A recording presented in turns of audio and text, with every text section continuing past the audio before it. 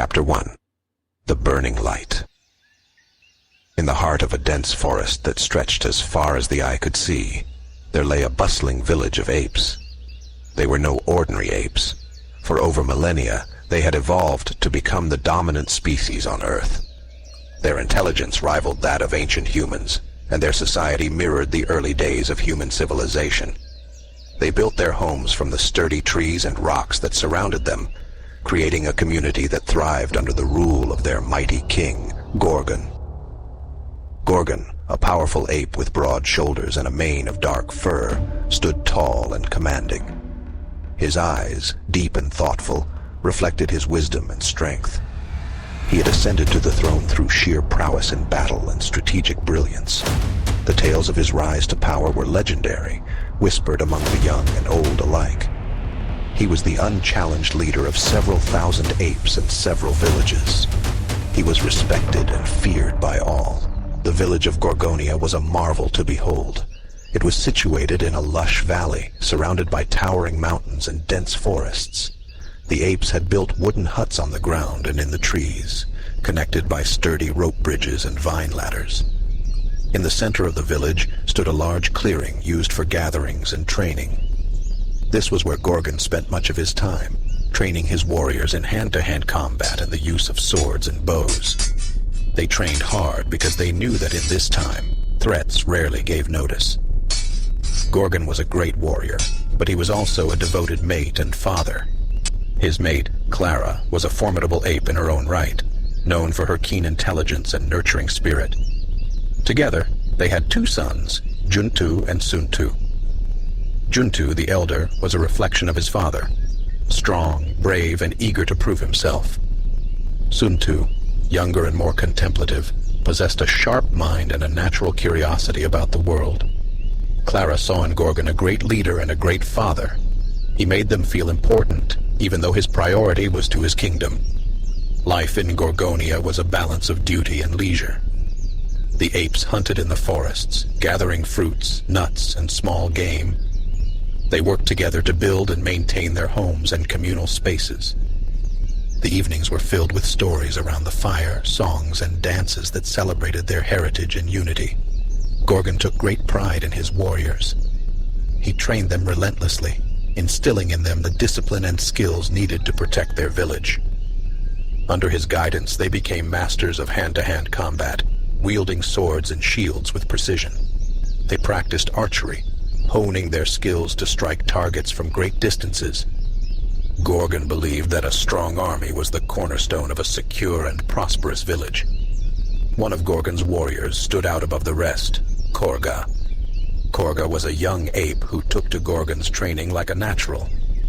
Gorgon wondered if the day might come when Korga may challenge him for the title of king. Even still, Gorgon was proud of Korga and looked at him as a third son. One evening, as the sun dipped below the horizon, casting a golden glow over Gorgonia, a strange phenomenon occurred. A burning light streaked across the sky, capturing the attention of every ape in the village. It was unlike anything they had ever seen. A brilliant, fiery trail that cut through the twilight and vanished beyond the mountains. Gorgon stood at the edge of the village, his gaze fixed on the mountains where the light had disappeared. Beside him stood Juntu, his eyes wide with awe and curiosity. "Father, what was that?" Juntu asked, his voice filled with wonder. "I do not know, my son," Gorgon replied, his brow furrowed with concern. "But we must find out. Gather the warriors. We leave at first light."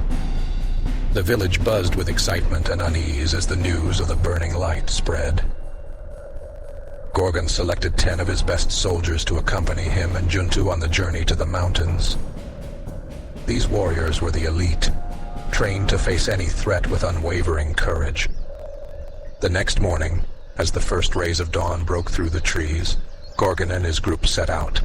The journey was arduous, the terrain rugged and unforgiving. They traversed steep slopes, dense forests, and rocky outcrops, moving with the agility and strength that defined their species. As they climbed higher into the mountains, the air grew colder and thinner. The trees thinned out, replaced by jagged rocks and patches of snow. Gorgon led the way, his senses heightened, ever alert for danger. Juntu followed closely, eager to prove himself worthy of his father's legacy. Their progress was slow but steady, the warriors moving with practiced efficiency. The path became increasingly treacherous as they ascended, the rocks loose underfoot and the wind biting at their fur. The mountains were a harsh and unforgiving place, but Gorgon's determination drove them forward. On the second day of their journey, tragedy struck. They were navigating a particularly narrow and precarious ledge when one of the warriors, Korga, lost his footing. With a cry, he slipped and tumbled down the mountainside, disappearing into the depths below. The group froze in horror, the sound of Korga's fall echoing in their ears. Gorgon reached the edge of the ledge, peering down into the chasm. There was no sign of Korga, only the distant sound of rocks settling far below. He closed his eyes, a wave of sorrow washing over him. Korga had been a loyal warrior, brave and skilled, and his loss was a heavy blow. "He will be missed," Juntu said quietly, his voice filled with grief.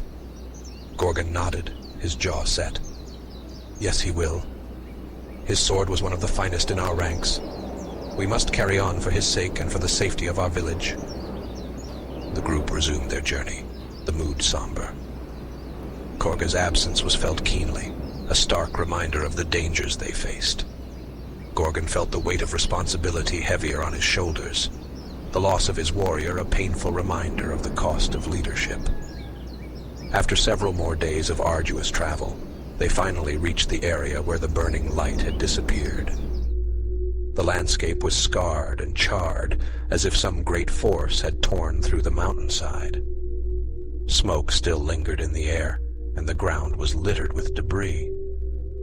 In the center of the devastation lay a massive metallic object, unlike anything Gorgon had ever seen. It was a ship, sleek and alien, half buried in the earth. The warriors spread out, forming a defensive perimeter around the crash site, their eyes scanning the area for any signs of life. Gorgon approached the ship cautiously, signaling his warriors to stay hidden behind the rocks and trees. The heat radiating from the wreckage and the acrid smell of burning metal filled his nostrils. As he drew closer, he motioned for Juntu to follow him. They moved silently, their eyes fixed on the strange object. From their vantage point behind a cluster of rocks, Gorgon and Juntu observed the ship. The metallic hull was scorched and twisted, evidence of the violent crash. As they watched, a hatch on the side of the ship slowly opened with a hiss. Gorgon tensed, his hand instinctively gripping the hilt of his sword. A figure emerged from the shadows of the ship. It was unlike any creature Gorgon had ever encountered. Standing over 6 feet tall, it was humanoid in shape but clad in metal armor that gleamed in the dim light. The alien's eyes glowed with an eerie blue light, and its movements were fluid and precise. It carried a strange, weapon-like device in its hands. Gorgon watched in awe and apprehension as the alien surveyed the surroundings, seemingly unaware of the apes hidden nearby. The creature moved with a purpose, examining the wreckage and speaking into a device on its wrist. Its language was incomprehensible, a series of monotone hums that echoed in the stillness of the mountain air. Juntu's eyes were wide with wonder and fear. He turned to his father, his voice barely a whisper. "Father, what is that?" Gorgon shook his head, his expression grave. "I do not know, my son, but we must remain hidden. This creature is unlike anything we have ever seen. We must learn more before we act." They continued to watch as the aliens moved around the crash site, seemingly conducting some sort of assessment. After a while, the creatures returned to the ship, disappearing inside. Gorgon let out a breath he hadn't realized he was holding.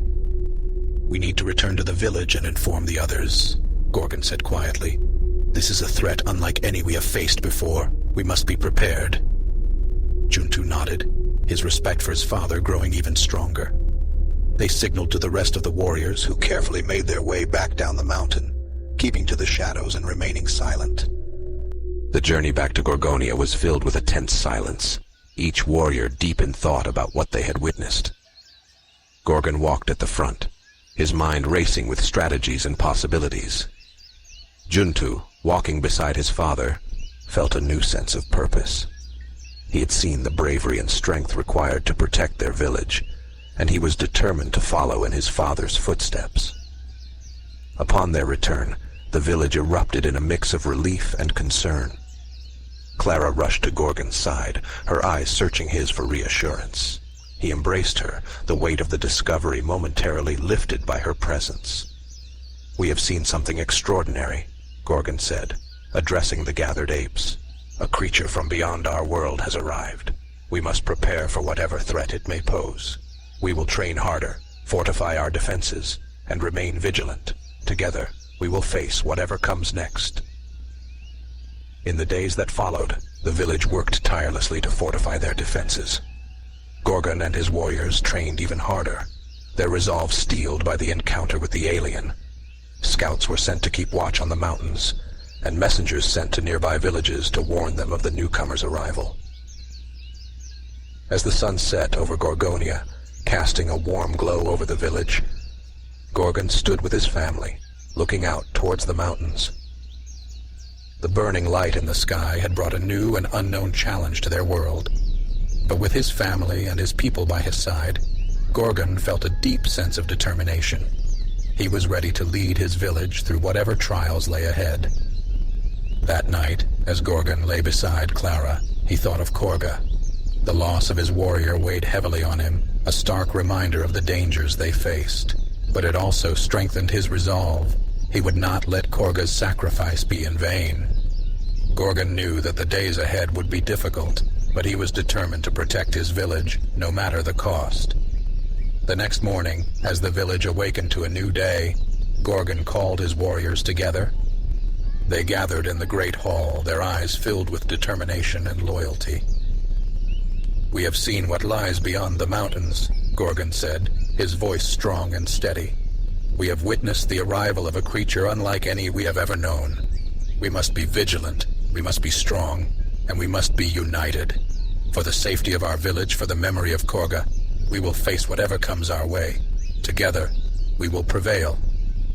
The warriors raised their swords in a salute, their voices echoing in a unified roar. The village was ready, Gorgon was ready. Whatever challenges lay ahead, they would face them together as one strong and unwavering force.